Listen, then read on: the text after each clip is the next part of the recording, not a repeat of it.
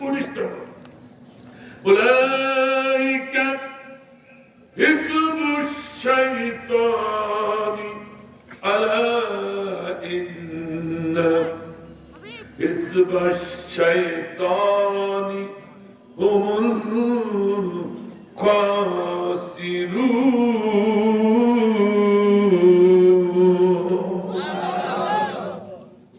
অর্থাৎ আমি আল্লাহ আমার দলের বাইরে যারা থাকবে, যে থাকবে, ও যদি মুক্তি হয়, মুহাদ্দিস হয়, ও মসজিদে বড় খতিব হয়, বড় পীর হয়, ও যে কোনো দলের নেতা কর্মী হোক না কেন, ওটা হবে শয়তানের দল। কথা কে বলল? আরে চলে বলেন। তাহলে আমার ভাইজান, এই আল্লাহর দল ঘোষণা করে দিল আল্লাহ, ঠিক কিনা? এই দলের একজন তো নেতা লাগবে, তাকে আল্লাহ বলেনি? এই জন্য কল করি দলে আতিউল্লাহ ওয়া আতিউর রাসূল।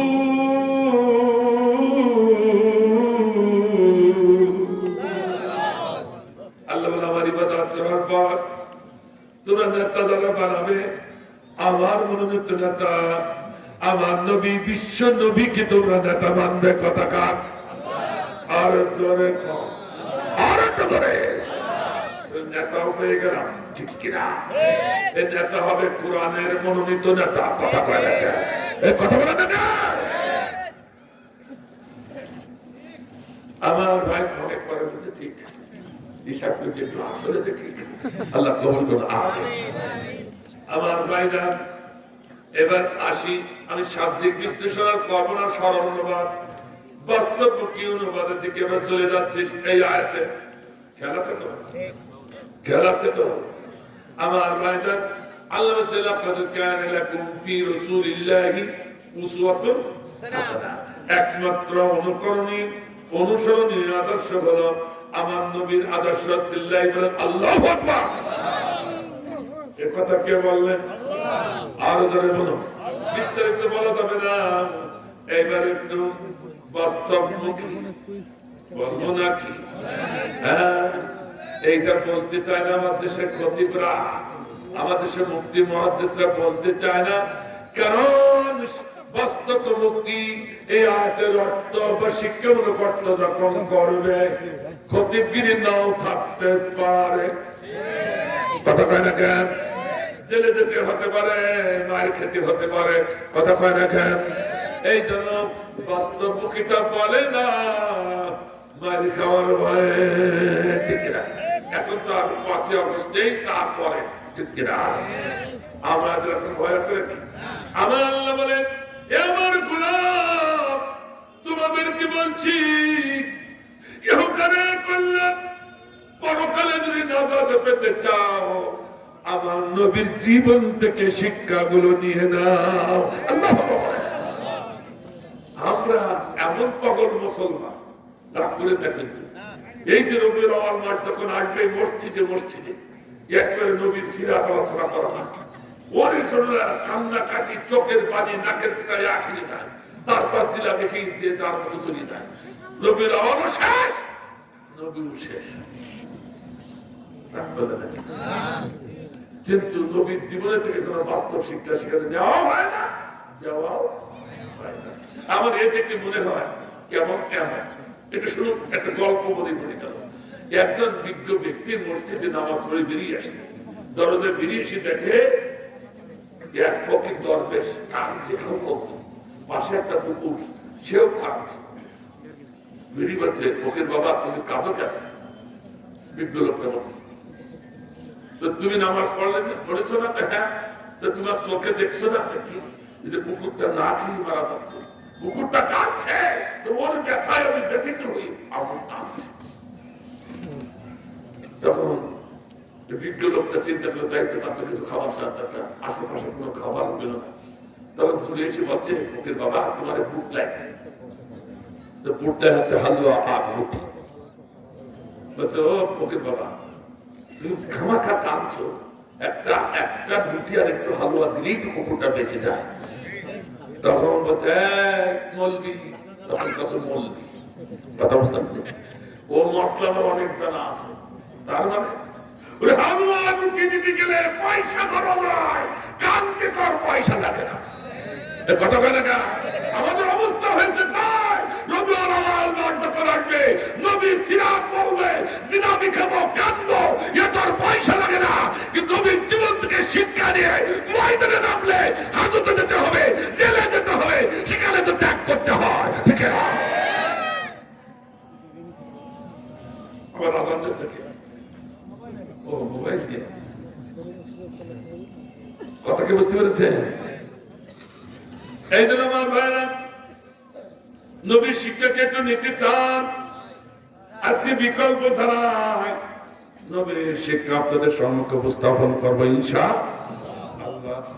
আমার ভাইজান প্রথমে যাই নবীর জীবনে চলে গেলাম, জীবনে বলা আমার লক্ষ্য এর ভিতরে বড় বড় শিক্ষা একটু শুনিয়ে যান, বিকল্প ধারায় নবীর জীবনে একটু শুনিয়ে মরে। আমার ভাইজান আল্লাহ নবী বিশ্ব নবী মুহাম্মদ রাসূলুল্লাহ সাল্লাল্লাহু বলবেন না, ওয়াই থেকে ওষুধ দেবো সারা গায়ে কাজ সাল্লাল্লাহু আলাইহি ওয়াসাল্লাম হাঁটাটি পা পা করে ফাতিমাতুজ জোহরার বাড়ির সম্মুখে হাজির। নবী সালাম দেয়, ফাতিমাকে ডাকে, প্রথম সালাম, দ্বিতীয় সালাম, দ্বিতীয় সালাম দেওয়ার পরে ক্ষীণ স্বরে আওয়াজ আসলো, বাজান আমি আসতে পারি না, মেহেরবানি করে আপনি ভিতরে ঢুকে পড়ুন। এই কথা বলার সঙ্গে সঙ্গে আল্লাহ নবী ভিতরে ঢুকলেন। ফাতিমা যে কক্ষে সে কক্ষে সম্মুখে দাঁড়িয়ে গেলেন, কেঁদে বলছেন, মা আমি তো তোমার বাবা, আমি তো মুসলমানদের নেতা, আমি তো বিশ্ব নবী, যিনি একবার মা বলে ডাক দিয়েছি, তুমি কাটা কবুতরের মতো ছটফট করতে করতে আমার সম্মুখে হাজিরা দিয়েছে। সেই বাবা, সেই নবী, সেই নেতা এত ডাকি, কেন তুমি ডাকে সাড়া দাও না? কি অন্যায় আমি করলাম রে মা, বলো বলো। এই কথা যখন বলেছি ফাতিমাতুজ জোহরা কেঁদে উঠলেন, বাবা আমি সহ্য করতে পারছি না, এমন কথা দ্বিতীয়বার আপনি বললেন। আপনি আমার বাড়ির সম্মুখে জানি, সালাম দিচ্ছেন জানি, কেন গেলে না? যেতে পারিনি তার কারণ বাবা আমার পরনে লজ্জা স্থান ঢাকার মতো তেমন কোন কাপড় নাই। আমার মায়েরা, ও মা, কোন অজুহাত সৃষ্টি করে, কোন অজুহাত দেখায় পর্দা ছেড়ে দিয়েছ, কোন অজুহাত দেখায় ইসলাম কাজ করো না। আপনার জান্নাতে সর্দার তিনি হবেন, তার চরিত্রটা দেখে যান, ঠিক না? এই কথা বলার সঙ্গে সঙ্গে আল্লাহ নবীর কাঁধ মোবারকে ছিল, রুমালটা উঠে ভিতরে দিলেন। আমি তোমাকে না দেখে এক নজর খেলতে দিতে পারছি না, বড় কষ্ট হচ্ছে রে মা, তাড়াতাড়ি কাপড়টা পরিধান করে আমার সঙ্গে সাক্ষাৎ দাও। কাপড়টা পরিধান করে খতনে জান্নাত ফাতিমাতুজ জোহরা লজ্জা স্থান আবৃত করে আল্লাহ নবীর সম্মুখে দাঁড়ালেন, মাথাটা নিচু করে, চোখ দিয়ে অঝরে পানিগুলো ঝরে যায়। নবী আমার বলেন, ফাতিমাতুজ জোহরার চোখ দিয়ে যখন পানি পড়ছিল মনে হয় মুক্তা ঝরছে। আল্লাহ বলে, মা গো, এ বিহার অবস্থা তোমার কে করেছে? বলো বলো মা, তোমার এই কষ্টটা আমি নবী সইতে পারবো না। কে তোমার কাঁদালো? কেন তুমি কাঁদো? একটু বলো মা। ফাতিমাতুজ জোহরা বলে, আব্বা জান, আজ 3 দিন না খেয়ে এই কক্ষে পড়ে আছি আমি ফাতিমা, সেজন্য কাঁদি না। আপনার জামাতা আমার স্বামী আলী কারামাল্লাহু ওয়াজহুহু তিনি খাবার অন্বেষণে বেরিয়ে গেছেন, এখনো ফিরি নাই বাড়িতে। আজ 3 দিন আমি বুঝেছি তিনি খাবার জোগাড় করতে পারেননি বলে আসে নাই। আমি সেই জন্য কাঁদি না। কেন কাঁদো? ও আব্বা, হাসান হুসাইন, আমার কলিজার টুকরো সন্তান, আপনার নয়নের পুত্তলি, আপনার দরিদ্র বারবার আমার কাছে আসছিল, আমার কেঁদে বলছিল, মা তুমি দেশের খোদা, আমাদের পিতা আর স্ত্রী আরিকারামুল্লাহ ওয়াজহ, তুমি না হাসান হুসাইনের মা, তুমি না খাতুনে জান্নাত, তুমি না গোটা বিশ্বের শ্রেষ্ঠ নেতা, শ্রেষ্ঠ নবী, আমার নানাজির নয়নের পুত্তলি ফাতিমা। ও মা, ক্ষুধার যন্ত্রণায় মরি, এতটুকু খাবার কি তুমি আমাদের দিতে পারো না?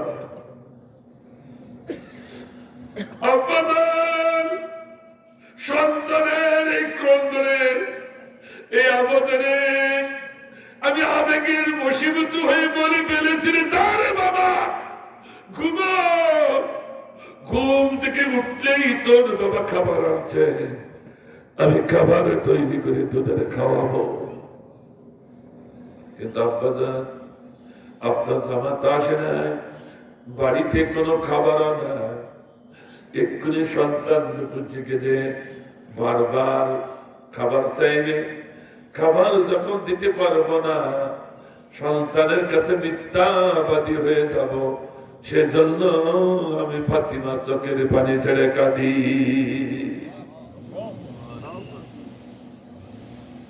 আল্লাহ নবী অবস্থা দেখে বলবো, একটু অপেক্ষা করো, আল্লাহ দুনিয়ায় কোনো খাবার পাই অদায় করে দেখে আসে। নবী ছুটলেন পৃথিবীতে, আল্লাহ বলেন এখানে স্টপ করে দিলাম, এইটুকু কি শিক্ষা তাকে নিয়ে নেয়। আল্লাহ বলছে, লাকাদ কানা লাকুম ফি রাসূলিল্লাহি উসওয়াতুন হাসানাহ, নবীর এইটুকু জীবনের ভিতরে তোমার জন্য উত্তম শিক্ষা রয়েছে। ঠিক আছে, শিক্ষাটা বলবো না, এর কথা কন না কেন? এত সময় শুনছিলেন, ভালো শিক্ষা দিতে গেলে এই বললো না, তখন আর থাকে না, উঠে যাবেন না তো, খেয়াল আছে তোমার দিকে। আমার ভাইজান, আজকে আমার সমাজে লাভ করেন না, শুনুন, আমি কারোর বিপক্ষে বলছি না, হিদায়াতের লোককে বলছি।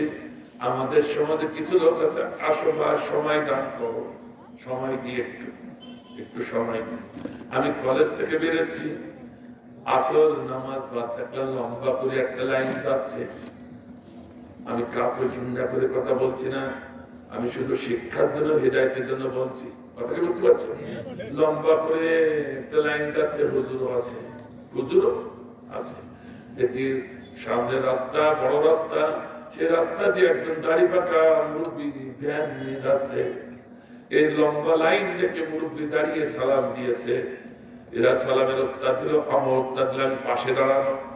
আমি তো দেখছি যে কি হয়, না দেখলে বলবো কি করে, ঠিক কিনা ভাই? এটা দেখা যায় নাকি ভাই? ভাইরা আমার, এবার কি হলো, আমি দেখলাম ওই হুজুর একজন বলছে, বাবা একটুখানি এদিকে আসো,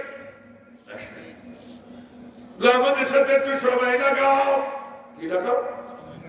একটু সময় লাগাও। তখন মুরব্বী বলছে, হুজুর বড় ইচ্ছা, বড় আমার মনে বড় আশা ছিল, যদি খাবার থাকতো বাড়িতে, আমি মাসের পর মাস আপনাদের সাথে মসজিদে সময় লাগাতাম, এটা খুব ভালো লাগে। তো বাবা লাগাও।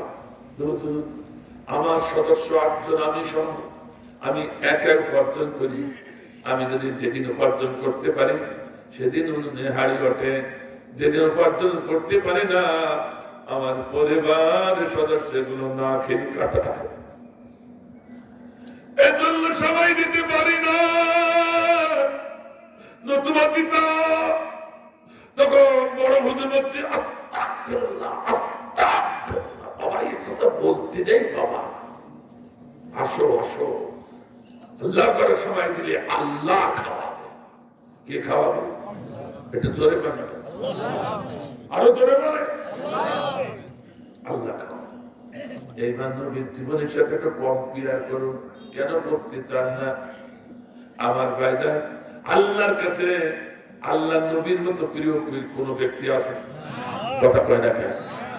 যদি মসজিদে কোনায় বসে জিকির করলে, নামাজ পড়লে, হুজরাখানা কোনায় বসে জিকির করলে যদি আল্লাহ খাওয়াবে, তো নবী জানতেন না? কথা কয় না? তাহলে নবী কেন পৃথিবীতে ছড়িয়ে পড়লো, জমিনে ছড়িয়ে পড়লো খাবার অন্বেষণে? নবী জানতেন আল্লাহর ঘরে সময় দিলে, আল্লাহর ঘরে কোনায় বসে জিকির করলে আল্লাহ খাবার দিবে। তাহলে নবী আর জমিনে ছড়িয়ে পড়তেন না, ওই সময় আল্লাহর ঘরে উঠে খাবার চাইতেন। ঠিক না? এটা হচ্ছে নবীর জীবনে শিক্ষা। আল্লাহ বলেন, তাহলে বোঝা গেল আল্লাহ খাওয়াবে এ কথা বলা যাবে, এ কথা কয় না, এ কথা বলা যাবে না। নবীর শিক্ষা নিতে হবে। নবী কি শিক্ষা নিল? খাবারের জন্য আগে চেষ্টা করতে হবে, তারপর ভরসা করতে হবে কার পরে? গরু খুঁটুটা উগড়াইয়া দিয়া মাঠে গরু ছাড়িয়ে দিয়ে আসলো, খুঁটো ঢুকে নাই। খুঁটো কত খুঁটো করবে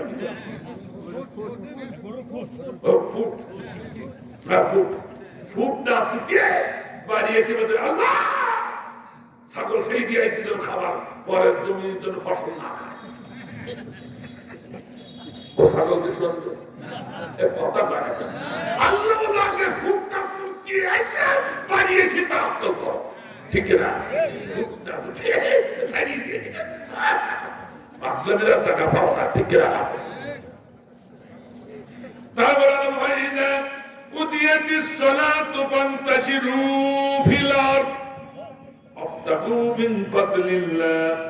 আল্লাহর ঘোষণা ফরজ নামাজ আদায় করার পর ঘরের কোনায়, মসজিদের কোনায় আর বসে থাকতে পারবে না, জমিনে ছড়িয়ে পড়বে। ফান্তাশিরু ফিল আরদ, জমিনে ছড়িয়ে পড়বে হালাল রুজি অন্বেষণে। ঠিক না? এই পতাকা আর নবীর পতাকা। তুমি আল্লাহর কোরআনের বিপক্ষে দেয়, নবীর জীবনের বিপক্ষে দেয়, তুমি কিভাবে বলো মসজিদে কোনায় বসে থাকে আল্লাহ আল্লাহ করলে আল্লাহ খাবে? সম্পূর্ণ শিরকি বেদাতি কথা। ঠিক আছে? এটা রাগ করলেন একটু? ভাইরা আমার, এই কথা বললে রংপুর হাজি সাহেবের মতো এক গাড়ি পাকা হাতে খেলে উঠেছে, বলে হুজুর আপনার সব কথা আমি মেনে নিয়েছি, এইটা মানতে পারলাম না। কারণ আমি তো অবাক হয়েছি। কারণ সে আমার সভাপতি, আমার 5টি ছেলে 5 কান্ট্রিতে চাকরি করে, ভালো প্রতি বছর যে সম্পদ পাঠায় এখান থেকে, তাতে আমার যদি 5 সিঁড়ি বসে বসে খায়, তা আমার সম্পদের কমতি হবে না। আমার হালাল খাবার আছে, আমি এখন বসে বসে মসজিদে কোন জিকির করবো না। তোমার কথা তো একেবারে খারাপ না, ওর উত্তরও আছে কিনা? ঠিক না? আমি বললাম হাজি সাহেব মুদ্রার এক পিক দেখলেন আর এক পিক দেখলেন না, এটা বড় সাংঘাতিক খারাপ। ঠিক না? এক কথা বলেন না কেন? মুদ্রার এক পিকে শেখ মুজিব দেখেছে, অপার পিকে তো জিয়াও থাকতে পারে। এক কথা কয় না কেন? রাগ করতে দেবেন কি? আমি বললাম হ্যাঁ ঠিক আছে, কিন্তু মুরব্বী শুনুন, ওয়াবতাগু মিন ফাদলিল্লাহ, আলেমের কাছে শুনুন, এখানে হালাল রুজি অন্বেষণ করো এ কথা নাই। আল্লাহ রিজামন্দি হাসিলের জন্য জমিনে ছড়িয়ে পড়ো, এ কথা কয় না কেন? কিন্তু মুফাসসিরে কেরাম বলেছেন ফরজ নামাজের পরে সব থেকে আল্লাহর পছন্দনীয় ফরজ ইবাদত হলো হালাল রুজি অন্বেষণ করা। ঠিক কিনা? এ কথা কয় না কেন? কথা বলে না কেন? সেই জন্য হালাল রুজির কথা বলেছে। আমার ভাইরা, হালাল রুজি যখন আছে, এরপর পছন্দনীয় ইবাদত হলো, বলবো না কিনা? কথা বলেন, বলবো না? এরপর পছন্দনীয় ইবাদত হলো যে জমিনে এখন আল্লাহর কোরআনের আইন কায়েম হয় নাই, নবীর আদর্শ প্রতিষ্ঠা হয় নাই, সেই জমিনে ফরজ নামাজ পার ঘরের কোরআয়, মসজিদের কোরআয়, হুজ্জাগার কোরআয় তুমি আর বসে থাকতে পারবে না। সব থেকে আল্লাহর পছন্দনীয় ফরজ হলো আল্লাহর জমিনে আল্লাহর আইন প্রতিষ্ঠা করা। আল্লাহর আইন প্রতিষ্ঠার জন্য জমি হবে কথা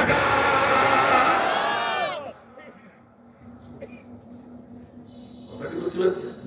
এই একটা শিক্ষা দিলাম এইটুকু জীবনে, আর একটা আগুন নাকি নাকি থাকবে চালাবো। এই মুরব্বীকে রাত করে চলে যাচ্ছে। আমার ভাইরা অসুবিধা হচ্ছে না তো ভাই? জায়গা বলতে যাচ্ছে পারবেন না?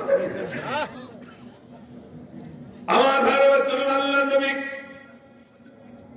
এক দৌড় দিয়া ইয়াহুদের বাগানে হাজির।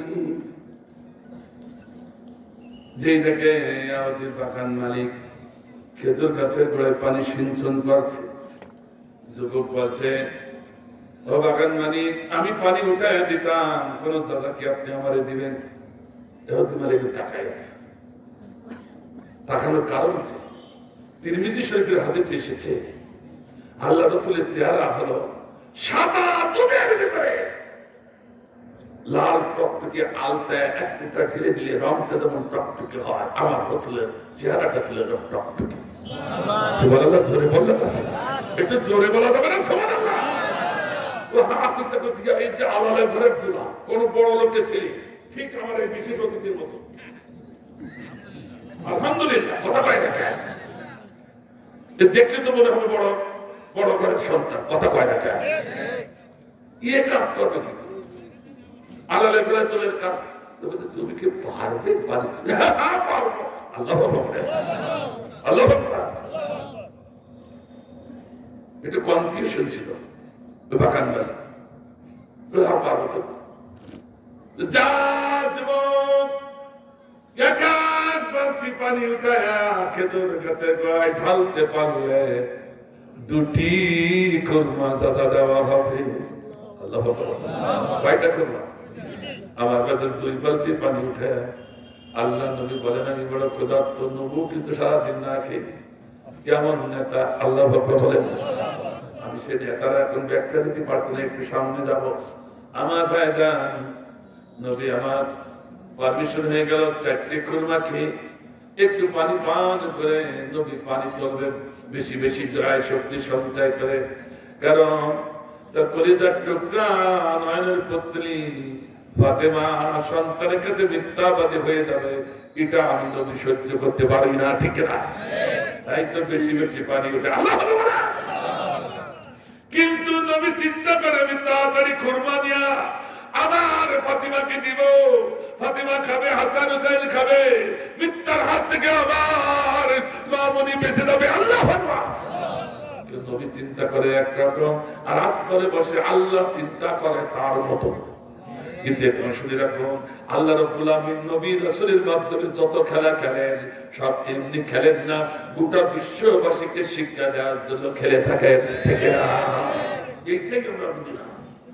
একটু শুনিয়ে মারেন, যেই না শেষ বালতির ঠান্ডা বালতি রশি কেটে কুয়ার নিচে পড়ে যায়, অমনি আল্লাহ নবী দেখে বলেন, মালিক, ও বাগান মালিক, সর্বনাশ হয়ে গেছে। কি হয়েছে?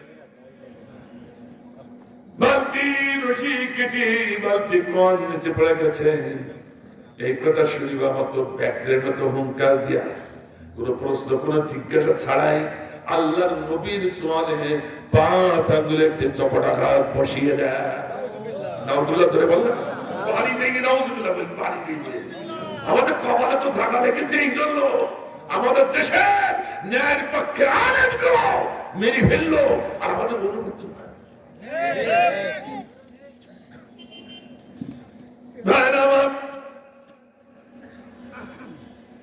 স্বপ্নে সে নবী হাতটা ধরে ফেললেন, বলতে, বাগান মালিক, আমার তো কোনো অন্যায় ছিল না, মেরেছেন, ভালো করেছেন, আমার পাওনা খুরমাগুলো দিয়ে দেন, আগামী দিন কুয়ার থেকে আমি বালতি এসে উঠাইয়া দিব। বাগান মালিক বলছে, এই যুবক, তুমি কি আমার নির্বোধ পেয়েছো? খাঁচার পাখি ছেড়ে দিলে কি খাঁচায় ফিরে আসে? আর অপরাধীকে বাগান থেকে ছেড়ে দিব, ও কোনদিকেই বাগানে ঢুকবে। আমি অত নির্বোধ না। ইন দি মিন টাইম, এই মুহূর্তে এক্ষুনি কুয়ার থেকে যদি বালতি উঠায় না দাও, কঠিন শাস্তি তোমার জন্য আমি এই ময়দানে করে রেখেছি। নবী বিপদে মুসিবতে পড়ে যায়, নবী রাসূলুল্লাহ বিপদে মুসিবতে পড়লে দুটি কাজ করতেন। প্রথম কাজ যায় নামাজটা বিছায়া আল্লাহর দরবারে সিজদায় পড়ে যেতেন। দ্বিতীয় কাজ দুটি হাত গভীর রজনীতে আল্লাহর দুয়ারে উঠায়া আল্লাহকে জানাতেন, ঠিক না? আমার ভাইজান নবীর সঙ্গে সঙ্গে বাগানে সিজদায় পড়ে যায়। নবীর চোখের পানি যখন জমিন টাচ করে আল্লাহর আরশে আজিমে জোশ বেড়ে যায়। আল্লাহর সঙ্গে সঙ্গে দেখে বলে, আহা বন্ধুরে, কয় ব্যবস্থা দিয়ে বন্ধুরে, কেঁদো না বন্ধু, ওঠো, জাগো, চোখের পানি মোছো, বিসমিল্লাহ বলে কুয়ায় হাত ঢোকাও। এই কথা বলার সঙ্গে সঙ্গে আল্লাহ নবী আনন্দে তাগুতি শক্তির বাগানে আল্লাহু আকবার বলে চিৎকার দিলেন। আল্লাহু আকবার, আরে আল্লাহু আকবার। অনেকে বলে আল্লাহু আকবার দেখছেন না, যেটা আল্লাহু আকবার বলবেন না ওটা স্বৈরাচারের দোষরই হয়। রাখতে শুনে নাকি ভাই, কেন আল্লাহু আকবার দিলেন না? কারণ ব্যারিস্টার সুমনের কথা শুনেছেন না, সে এখন কোথায়? হ্যাঁ, কোথায় তা জানেন না? জেলখানায় রিমান্ডে নেছে কয়েকবার, হাসে ডিম উঠেছে। কথা কয় না কেন? কথা কয় না কেন? ঢুকবেই তো হাসের ডিম। এই জন্য ডিমের এত দাম বাড়ি গেছে। কারণ একটা গল্প আমার মনে পড়ে গেল, না বলি যাবো, ও ওয়াজ হোক না। আপনার যখন আল্লাহ বলছেন না বলি যাচ্ছে, আমার ভাইরা এক বর্ষা নামটা ঘোষণা করেছে, তোমরা যদি আমার সাথে সাক্ষাৎ করতে চাও তাহলে করতে পারবো শর্ত একখানা, নামই জানি ফল ফলানি হাজার সাথে কে না সাক্ষাৎ করতে চায়, সবাই আঙ্গুল বেদনা কিসমিস নিয়ে ঢুকছে। এক বন্ধু আর এক বন্ধুকে বলছে, বন্ধু আমার তো কিছু নেই, গরিব মানুষ, এক কাজ করি, তোর তো বাড়ি কাঁঠাল আছে? হ্যাঁ হ্যাঁ আছে, তুই একটা কাঁঠাল, আমার দাম গাছ একটা নাম, তুই দাদার মানবে না, আনকমন ফল আমরা যখন দেবো রাজার দৃষ্টি আমাদের পরে পড়তেও পারে। চলো একজন কাঁঠালের একজন ডাব দিয়ে চলিস, সবাই দেখছে রাজা দিয়ে চলিস। হঠাৎ রাজা বলে, জি আলম করা এই শোভনীয় ফলের ভিতরে অশোভনীয় ফল, এটা আমার কাঁঠাল খেয়ে মুখ মুখে ধরি নিয়ে তখন দুজন ডাকছে, রাজা তোমাদের ডাকছে, তখন দুজন মিস করে আসছে, কাজ হয়েছে বন্ধু, তোমার কথা শুনে কাজ হয়েছে, তোমার আর আমার দেখেছি। রাজা আমার কাঁঠাল কে এনেছ? কেন বুঝো, সবাই তো কমন ফল নিয়ে আসছে, আমরা আনকমন ফল নিয়ে আসলাম এই জন্য যাতে করে আপনার দৃষ্টিটা আমাদের দিকে পড়ুক। ও হো, আমার দৃষ্টি আকর্ষণ করার জন্য করেছে। হ্যাঁ হুজুর, একেবারে ঠিক তাই, ঠিক তাই। এই অজিব জিয়ালাম করা, যাও এদের দুইজনকে নিয়ে অন্দর মহলে খাওয়াই দাও। এইবার দুইজন যখন যাচ্ছে, কটকট করে আসছে, কটকট দেখি যাও, কারো খাওয়াবো না, অন্দর মহলে রাজার আমাদের দুইজনে খাওয়াবো। বন্ধু, আজকে থেকে ওয়াদা করছি, তোমার কথা ছাড়া কারো কথা শুনবো না। তোমার কথা শুনে আজকে ভালো লাভ হয়েছে। দুইজন অন্দর মহলে গেছে। এবার দুই বছর এদিকে এটা আপকে নিয়ে এসেছিল, আমি জিজ্ঞাসা এটা আপ খেতে হবে, আমাদের খাওয়া কথা বলে রাজার উপর। আচ্ছা তাই ঠিকই চলি, তাই। এবার বলছে কাপড় উঁচু করো, কি উঁচু? লুঙ্গি পরা, কাপড় উঁচু করো। রাজার কথা শোনো নেই, আনকমন ভাবে খাওয়াতে বলেছে। তোমরা এতদিন খেতে মুখ দিয়ে, আজকে আনকমন ভাবে পিছনে দাঁড়িয়ে খেতে। এটা রাজার হুকুম। কেউ কি লুঙ্গি উঁচু করে?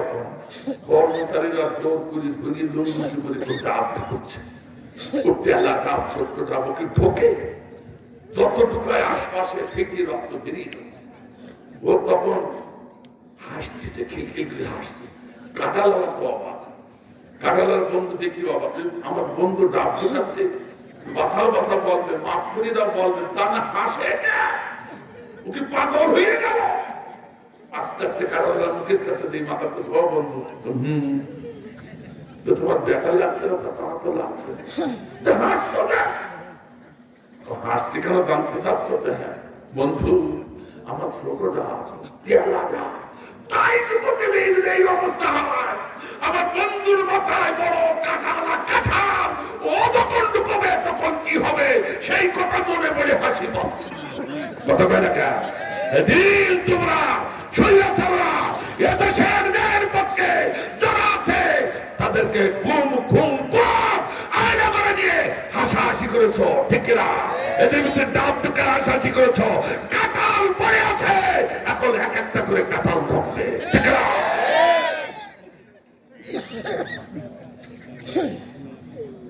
ডিম ঢুকবে কি ঢুকবে? হ্যাঁ রাগ করছে না? ব্যারিস্টার সুমন তিনি সরাসরি তার টকশোতে আমি নিজে কানে শুনেছি, দেখেছি, যে বলছেন এদেশে যারা আল্লাহু আকবার তাকবীর দেয় ওরা সব জঙ্গি। নাউজুবিল্লাহ জোরে বললেন না? কপালে থাকা দেখি নাউজুবিল্লাহ বলছেন। আসলে ওজনটা বুঝতে পারেননি। উনি বলেছেন শুধু এই বলেনি, এই শব্দ থেকে আমার জঙ্গির গন্ধ পাচ্ছে।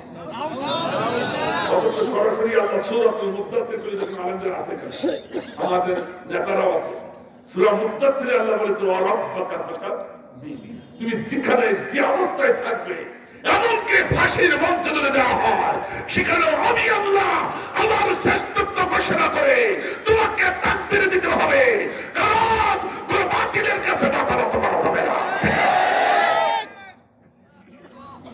আর সেই তাকবীরকে যারা বলে জঙ্গির গন্ধ পাচ্ছি, তারা তো আল্লাহরে জঙ্গি বলে। কথা কয় না কেন? আল্লাহরে যারা জঙ্গি বলে তার মতো বড় স্বৈরাচার আর কে হতে পারে? আল্লামা সাঈদীকে ফাঁসির মঞ্চে দেওয়ার জন্য এই অ্যাডভোকেট সব থেকে বেশি ভূমিকা রেখেছে। এখন পেদানিতে চলবে, এমন পেদানি চলছে চোখের পানি কপাল দিয়ে বিচারকার। কিন্তু আমার এক ছাত্র কমেন্ট করেছে, স্যার বেফাস কথা বলেন, অনেক শিক্ষিত মানুষ থাকেন, আপনি আমাদের স্যার অধ্যাপক মানুষ, বাইরে নেই বেফাস কেন বাবা? তো চোখের পানি কোনোদিন কপাল দিয়ে পড়া, ও চোখের না গো দাড়ি দিতে নিচে পড়বে, কপালে যাবে কি করে? বাবা তুমি তো বুঝতে পারো না, তুমি বুঝতে পারো কি স্যার এই এত বড় স্বৈরাচার, ওকে সোজা করে বললে হবে না। এই স্বৈরাচারকে উল্টো করে ওর পা গেছে ঝুলায়া, মাথা নিচের দিকে ঝুলায়া যখন বেদানি কষা হবে অটোমেটিক চোখের বাড়ি কপাল দিয়ে হবে। স্যার তার গ্রামার ঠিক আছে, কথাটা বুঝতে পারছেন? সুপ্ত লালনকারী স্বৈরাচার কেউ আর মাথা উঁচু করে না, ক্রিয়াশীল প্রাণের পতাকা তলে ঠিক আছে। আমার ভাইরা আল্লাহু আকবার বলে যেই নবী দৌড়াচ্ছেন, তখন বাগান মালিক বলে দৌড়াই যাবি কইছিল, চতুর্পাশে আমার কর্মচারী ঘেরা, পালাতে পারবি? কিন্তু আমার ভাইজান দেখলে পালাবো না, যুবক কুয়ার কাছে যায়, দেখার ফিরে কুয়ার কাছে যে আল্লাহর নবী বিসমিল্লাহ বলে কুয়ার ভিতরে হাত ঢোকাতে বিলম্ব হলো বটে, কুয়ার বালতি আল্লাহর নবীর হাতে আসতে মোটেই বিলম্ব হলো না, হলো না। তবে বাগান মালিক অবাক হয়ে গেল, ছোট মানুষ হাত লম্বা হইল কি করে, একে কটকুটি নাকি? কথা কথা অবাক হয়ে গেছে। সামনে থেকে বাগান মালিক একটি পাত্রে খুরমা এনে যুবকের সম্মুখে হাজির করে বলছে, এই নিয়ে যুবক তোমার খুরমা। আল্লাহ নবীর শুকরিয়া আদায় করে মিসমিস করে একটু হেসে উঠে বললেন, মনে মনে বললেন, এই জন্য বলা হয় খেলার নাম বাবাজি, ঠিক না? খেলার নাম যে বাবাজি। এখন সে কাছে না বুঝতেছে, কথা পায় না কেন? এখন ওখানে বসে কাঁদছে আর বলছে, আর এসে করে দেখুন কাঁদছে আর বলছে, আমি অন্যায় করে ফেলেছি, আমার কেউ ভুল শুধরাই দেয়নি, আমার কেউ ভুল ধরে দেয়নি, কাজে আমাকে তোমরা বাংলাদেশে নিয়ে চার রাস্তার মোড়ে ফেলাইয়া করা কাজ ঢুকিয়ে দাও। একটু বেশি করে বললাম, কথা বলে না এর নাম ছাড়ার নাম্বাবাদী আগে চাইলাম তা দিলে না, এখন না চাইতেই পারো না। কিন্তু আল্লাহ নবী খুরমাগুলো পেয়ে গুনলেন 1 2 3 40, 3বার গুলি দেখলেন কয়টা? 40টি। সঙ্গে সঙ্গে নবী আমার বললেন, হে বাবার মালিক, বড় ভুল করেছ। আমি 10 মূর্তি পানি উঠাইছি, বিনিময়ে পাবো 20টি খুরমা, কিন্তু ভুল করে 40টি দিয়ে বসেছেন। এমনি ধরে দিলাম। তখন আল্লাহ নবী বললেন, না বাগান মালিক, আমরা এমনি খাই না, আমাদের যতটুকু প্রাপ্য আমরা ততটুকু খাই, ঠিক না? আল্লাহ আকবার, আল্লাহ আকবার। এই কথা শুনে তো অবাক হয়ে যায়। এই পর্যন্ত স্টাফ হয়ে অন্তত 4 খান শিক্ষা আছে, দুপুর 1 খান একটু দেবো নাকি ভাই? দেবো নাকি ভাই? আমার ভাইজান, লাকাদ কানা লাকুম ফি রাসূলিল্লাহি উসওয়াতুন হাসানাহ। আমার আল্লাহ বলেন, হে আমার গোলাম, আমার নবীর জীবন থেকে উত্তম শিক্ষাটা দে। সেই শিক্ষা কি? তোমরা যদি কারণ নেতা বানাও, নবীর মডেলে নেতা বানাবে। কথা কয় না কেন? কথা কয় না কেন? কার মডেলে? আরো ধরে, আরো ধরে। সে নবীর মডেল নেতা হলো অর্থাৎ যারা জনগণের মাল ফাঁকি দিয়ে খাবে, তারা কোনদিন মুসলমান মুমিনের নেতা হতে পারবে না। আমার দেশের নেতারা জনগণের মাল ফাঁকি দেয় না। পদ্মা সেতুর নাম করে 36টা পদ্মা সেতুর টাকা খাইয়ে সুইন্দাকে বাড়াইছে। কথা বলে না, কথা বলে না। আপনাদের এলাকার চেয়ারম্যান গুলো খুব ভালো। আমার এলাকার চেয়ারম্যান সরকার জন্য হাঁকি দেয়, গম দেয়, পাইকারা সিলাপ দেয়, ঢেউকিল দেয়, সব রেখে দেয়। অল্প একটু দেয়, কথা কয় না। একটু রাগ করলেন। আমি যখন চাপাই নবাবগঞ্জ জেলখানা ঢুকছি, তাফসীর মাহফিল করতে গেলাম, খানা তৈরি হয়েছে, আমি নাকি জমি যা হোক কুরাসে নিয়ে গেল, আল্লাহ সেখান থেকে বাঁচাই নিয়ে আসলো। কুরাস থেকে আল্লাহ কিভাবে বাঁচালো আল্লাহ জানে। তারপরে ঢুকালো, আমার গোটা ফ্যামিলি 9 জন সবগুলো ধরেছে। তখন টপ নিউজ ছিল প্রথম আলো, আমি আমার ভাই যত জমি নিয়ে গেল। যখন ঢুকছি এক নেতা কাছে ভাই আপনি এখানে পরে জেলখানায় ঢুকে নিবাসে ভাই 25,000 ভোট বেশি পেয়েছে উপজেলা চেয়ার। কত হাজার? 25,000 কারা মঞ্জুর দিচ্ছেন। 25,000 ভোট বেশি পেয়ে আমাদের একদিনও চেয়ারে বসতে যায়নি। আমার ঢুকে গেছে জেলে। বের হন না কেন? বের হবো কি করে? 16 বার বের করেছে, 17টা কে বের হতে আরো দেবে, আরো কেন্দ্রে বল করবো কি করে? ছেলে মেয়েদের বলেছে, বাবা তোরা আরো বের করিস না, এখানে একটা মুঠিয়া একটু চাকরি পাবো। কথা কয় না কেন? আমি বললাম, ভাই আপনাদের করলো কি? ওই শয়তানটা ঠিক এমন উপজেলা চেয়ারম্যান যখন যে দল আসে সেই দলের পলিসি করে চেয়ারম্যান হয়ে যায়। এর সাথে এসব মুদিকে তো কথা বলে কি করবো, ঠিক না? আমার ভাই যায় সেই দলের হয়ে যায়। এবার কি হলো?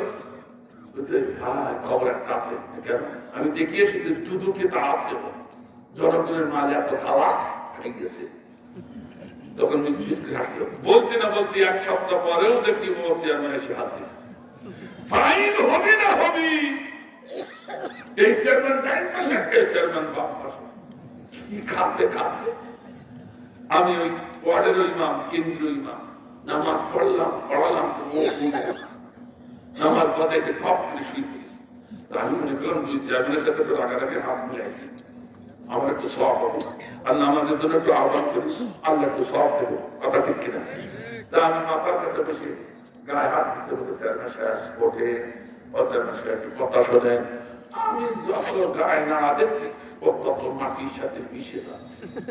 অমনি এক কয়েকে ছুটে, কোন বেয়াদব রে, কোন বেয়াদব? হুজুর তাকে দাও, ওদের কোন কয়েকদিন বলে হুজুরকে আমার ভালোবাসে আরো না হুজুর ডাকে যাও এই ভাই বলেন না যে উপজেলা চেয়ারম্যান হুজুর উপজেলা চেয়ারম্যান তো আমার ওটা আমতা কথা কথা ওইটাকে চেয়ারম্যান কিনে খাবে না কথা কথা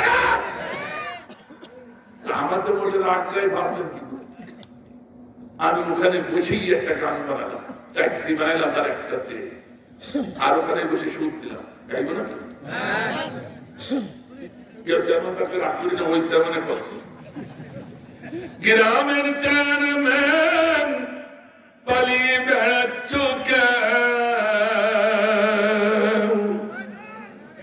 শুনেছি দুদুকের খাতায় তোমার নাম নাকি শুনেছি দুদুকের খাতায় তোমার নাম আগে কি সুন্দর মাল কামাইতাম আমরা আগে কি সুন্দর মাল কামাইতাম বর্ষাকাল আইতো কি যে ভালো লাগতো রিলিফের মাল আনন্দ পাইতাম